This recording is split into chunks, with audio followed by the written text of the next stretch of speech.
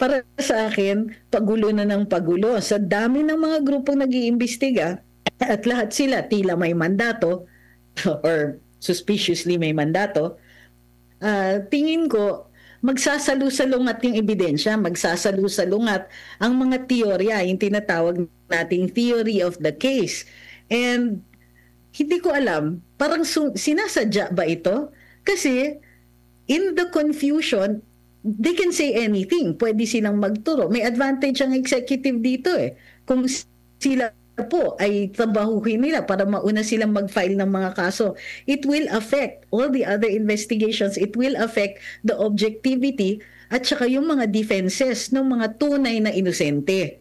So, ewan ko hindi ko alam kung sinasadya nilang guluhin lang talaga yung usapan dito.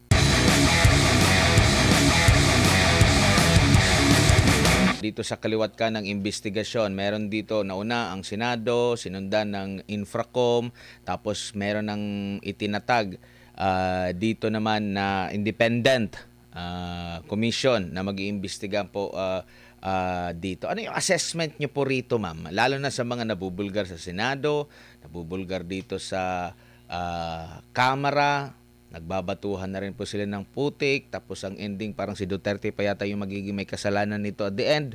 Ano pang basa nyo po, attorney? Ito yung nakakatawa dyan. Si Pangulo ay nag-announce na mayroon siyang na-discover mga anomalya. Pero imbis na mag-utos ng investigasyon sa executive branch ang mga investigations na ganyan, di ba? Nasa kanya ang PNP, nasa kanya ang NBI, nasa kanya ang mga law enforcement agencies. At kung kailangan niya pa maghanap ng mga ebidensya, pwede naman siyang magtalaga ng mga special task forces within comprising investigative agencies o mixed group ng ibang mga investigador. Instead, ginawa niyang parang tour of Luzon. Nagtuturo siya ng mga empty lots at tinatawag niyang ghost project. Na normally, matatawa ka na lang if it weren't so serious. Ang problema ay pinag-uusapan dito ay bilyon-bilyon na pera na mukhang naligaw o napariwara na kung saan-saan napunta. At habang siya ay nag-press release or press conference ng kaliwat kanan, walang nag-iimbestiga at wala rin na effort para i-conserve yung ebidensya. So ito, pumasok ang Senado. Maintindihan mo, papasok ang Senado, una silang magpa-imbestiga kasi nga walang investigative agency, walang executive agency na nag-take up ng investigation. Late na nga nagsabi ang NBI na motu proprio sila ba daw ay mag-iimbestiga. Hello, nakalabas na yung kabayo. So in this case, ang nakikita natin, nung una, walang investigasyon. Ngayon, ang dami-dami na. Ngayon, hindi ako sang-ayon talaga. Kahit nung si Senator Marcoleta, ang problema talaga is, hindi dapat nagsasabay ang legislative sa mga nag-iimbestiga sa executive. Kasi maaapektuhan yung appreciation ng ebidensya. Kahit sabihin pang walang nakikialam sa legislature doon sa mga law enforcement agencies, it does have an effect. Pagka mayroon ng patutunguhan yung investigasyon, meron na silang pinupuntiryan ng mga akusado, parang hindi maganda yon na may kasabay ka na law enforcement agency. Yung objectivity ng law enforcement agency will be affected. In this case, nag-imbestiga ang Senado kasi nga walang investigasyon happening anywhere. Ngayon, sumabay pa ang House at yung House, mababa po ang credibility nila ngayon. Dahil syempre, nag-umpisa sila ng investigasyon kung kailan lumalabas na dahan-dahan ang mga pangalan nila or ang mga pangalan ng ilang mga kasama nila kaugnay ng mga kontrata dito, mga kontrata on flood control and ghost projects. And yung mga inefficient na mga proyekto.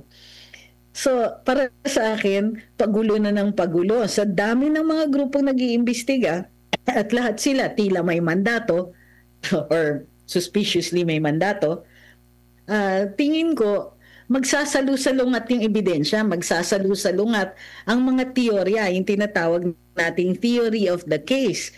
And hindi ko alam, parang sinasadya ba ito? Kasi in the confusion, they can say anything. Pwede silang magturo. May advantage ang executive dito eh. Kung sila po ay trabahuhin nila para mauna silang mag-file ng mga kaso.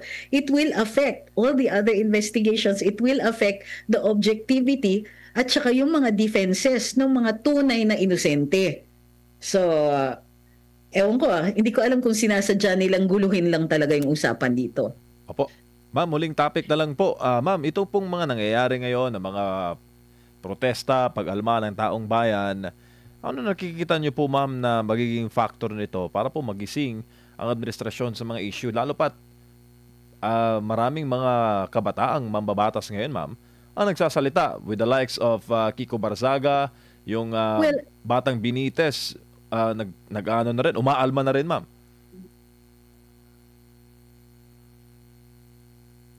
Opo.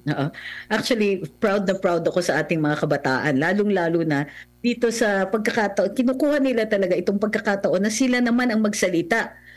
Gusto ko yan. Kasi kanila naman yung mundo na iiwan namin eh. And kailangan talaga mayroong silang say on how this is going to happen.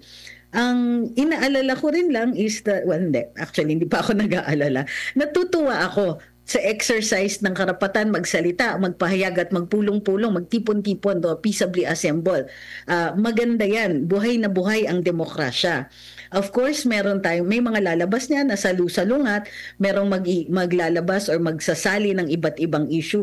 Kailan yan? So, at tingin ko dyan, ito talaga ang nature ng democracy.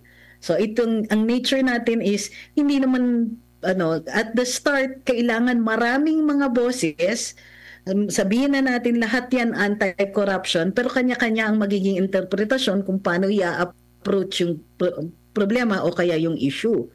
For me, okay yan. This is very good. I am so proud of the youth. Yung mga talagang nag-agitate na sumali sila, makilahok sila sa isang malawakang kilos protesta. Lahat tayo, ang kalaban natin ay ang administrasyon na corrupt. Hindi natin sasabihin na ang kalaban ay corruption kasi hindi tao yun eh. Hindi mo nakukulong ang corruption. It's an idea. Kailangan pag meron tayong sinasalungatan, lalo na ito ay krimen, mahalaga na pinopoint natin kung sino ang may sala. So, ang importante rin dito ay hindi natin papayagan na guluhin yung mga kwento. Right now, the issue is flood control and of course, other infrastructure projects. Pinupuntirya ang administrasyon na ito kasi sila ang in control. Nasa kanila ang pera at kasalukuyan gumagawa sila ng budget for 2026. Anomaly rin ang 2024 and 2025 budgets.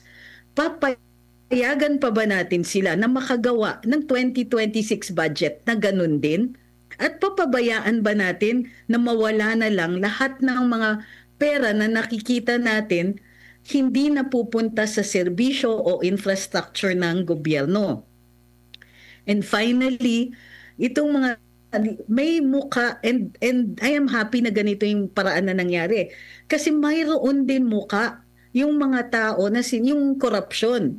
Ang muka nito ay yung ilang mga babatas, ilang mga kontratista, ang kanilang mga nepo babies, yung mga nagyabang sa mga masang ginugutom, sa mga masang nakatayo sa baha, niyayabangan sila ng magagarang kotse, ng mga bag na ang value niya equal na sa bahay ng iba sa amin. Yung mga ganon, maganda ito. Ito yung paraan kasi nakikita na may mukha ang korupsyon at ang mukha nito ay ilan sa mga opisyales na kasalukuyang nakaupo. Nasa kanila yung power, nasa kanila yung pera. Kung hindi natin i-address ito kaagad, and we must be specific, tayo na mismo ay parang co-conspirators kung papabayaan natin ito.